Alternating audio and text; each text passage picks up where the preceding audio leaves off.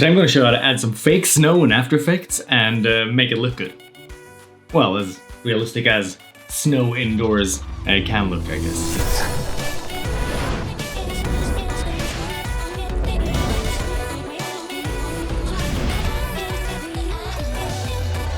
Welcome back to the channel, my friends. If you're new here, my name is Chris and I'm a full-time photographer and videographer living in Sweden. As you saw in the beginning, we'll be adding some fake snow to our videos today and hopefully making it look as realistic as possible. I actually wanted to shoot the intro outside today, but it actually is snowing here today, so it didn't really work out the way I wanted to. That's why we're adding snow to an indoor shot today.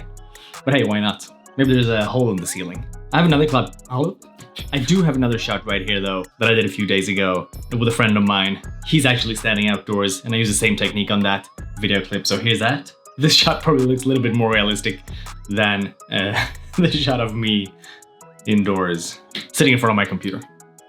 Alright, just to be clear before we start, this is not a tutorial on how to create the actual particle effects. I do think there's a lot of good tutorials out there on that already. My favorite, that I'll be linking to below, is this video by Kevin Gator over at premiumbeat.com. The video is a few years old, but it still holds up really well, and it's a video that I always come back to when I try to refresh my memory on snow particles. And Kevin in that video actually created snow for a short film, so it's a really good example that he's using. And it's a Swedish film actually, so bringing everything back to Sweden again. So what I'm going to show you today is how I would use these particle effects and put them together in a way that makes it look really realistic. I'm also going to give you some great tips on how to create these effects for yourself, like how to save these different types of videos from your particle effects that you can easily reuse whenever you need to. So yeah, let's start with that. After creating a really nice snow particle effect in After Effects, I rendered out 4 different versions on a black background. The first one right here is with faraway particles, so they're pretty small. There's lots of them, kind of what it would look like if they were far away from the camera. Then I created one that I've named Mid, and they're sort of medium distance to the camera. They're a little bit larger, a little bit fewer, and one that simulates near camera particles, so they're larger, not as many. And then I have one just in case with the entire particle system that I created too, in case I would need that for anything. By having these 4 different videos rendered out already, I can easily throw these into a video and layer them in a way that looks realistic. And I just don't have to create the particle system and track the scene for every single shot. So ideally, these techniques work best with medium shots, portrait shots. All right, so we're in After Effects. We have our intro clip right here. And the first thing we need to do is rotoscope our subject, me, out. That way we can separate myself from the background and put some snow between myself and the background, making it look, you know, like it's in the distance a little bit. So we don't want all of the tiny snow particles falling in front of our subject. That's not gonna look good. Because when you're out in the snow and you're this close to a person, you don't have that much snow in between yourself and the subject.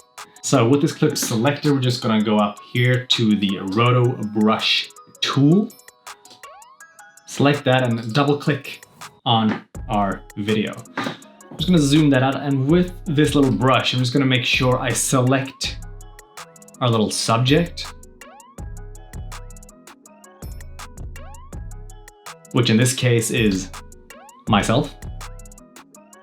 That looks okay. I think I'm actually gonna change this to the Refine Edge tool, because the Refine Edge tool is a lot better when you're dealing with hair or maybe like fluffy beanies.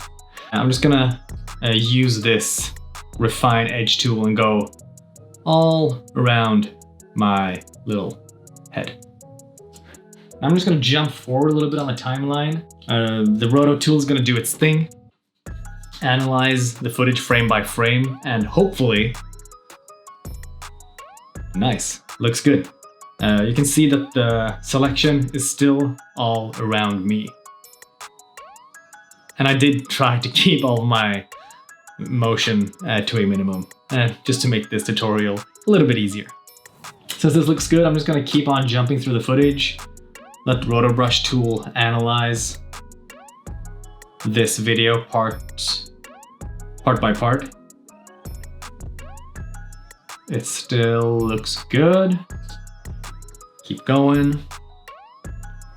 Nice, I'm just gonna chance it for the sake of this tutorial and jump straight to the end. Let the Roto brush tool analyze the rest of the clip.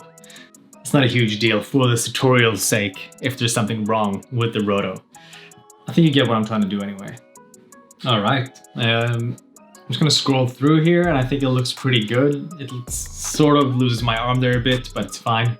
I'm just gonna go ahead and hit freeze. And the Roto brush tool is gonna apply what we've done to our footage. Depending on the complexity of your scene, your Roto, and of course, how powerful your computer is, this might take a while. I'm just gonna skip ahead for the sake of this tutorial. All right, the Roto brush tool is done. So I'm gonna jump back into our composition. As you can see, I am masked out by the Roto brush tool. Exactly what we wanted. So in my composition, I'm just gonna duplicate this, and the bottom layer, I'm just gonna turn the Roto brush thing off. I'm even gonna delete it from that layer. Now this way we have one layer with just me, and then the original background down here. So what I want to do is I'm going to go ahead and throw on the far away particle video that I have rendered out. As I said, it's on the black background, so I can just go in here to mode and change this to screen. And here we go. We have some snow behind me. I'm going to go ahead and throw in the mid version as well behind me. Hit screen.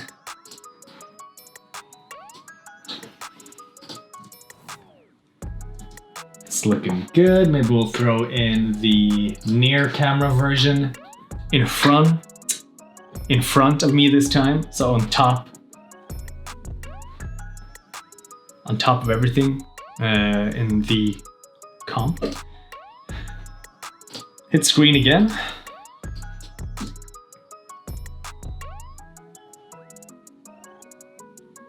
There we go. We have some snow in front of me as well. Obviously, when we're shooting and I'm in focus, there's gonna be some snow particles in front of me. They're gonna be blurred out. And the same in the background, we're gonna have some particles right there. They're gonna be blurred out as well. So what we're gonna do is I'm gonna duplicate the near camera version.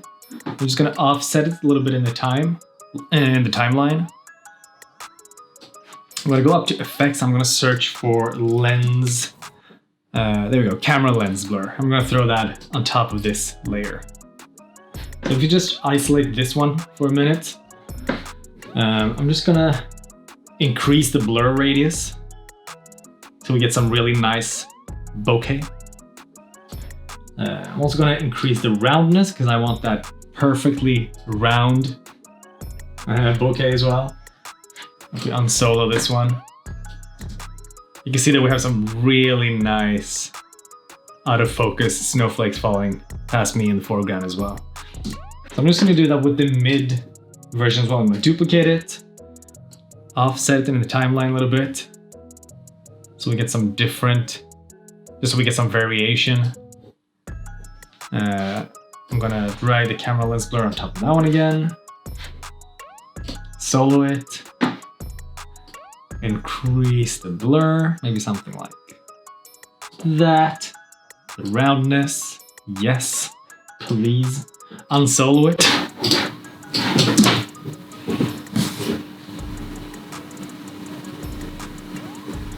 That's looking nice. That's looking really nice. I think I'm just gonna duplicate the far away one though, just so we get some more snow in the background.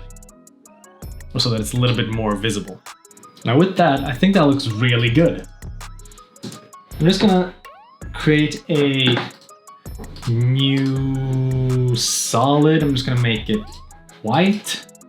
Comp size, I'm just gonna call this fog. Fake fog. I'm gonna add a mask, something like that. Feather it out.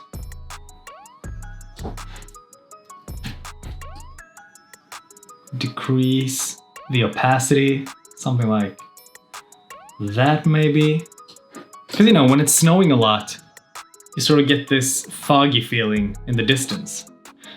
So I'm gonna duplicate this one, and I'm gonna put one of them behind me as well. That's too much. Let's maybe put them on 10% each. Maybe the one on top is 5. Or 5 and 15.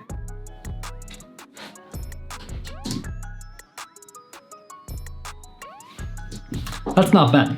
I like that. Maybe we'll add a little mask on the one on top of me. Oops. A round mask. Change that one to subtract. Feather it a little bit. Maybe so I don't disappear too much into the fog. I think that looks pretty good. Well, that's it really. I mean, I think this way of using pre-rendered particle effects works really well. It saves you a lot of time for those shots when you really need it. Sometimes I even use some fractal noise that I animate in the background just to get some sort of, you know, sort of cloud-looking shapes moving in the background. I can show you just quickly on this shot right here. I have this fractal, if I solo this, there's this fractal noise layer that I added to blur to that is sort of just animating in the background. And I turn this to soft light. So it blends in really well in the background. And it sort of just moves through the frame really nicely.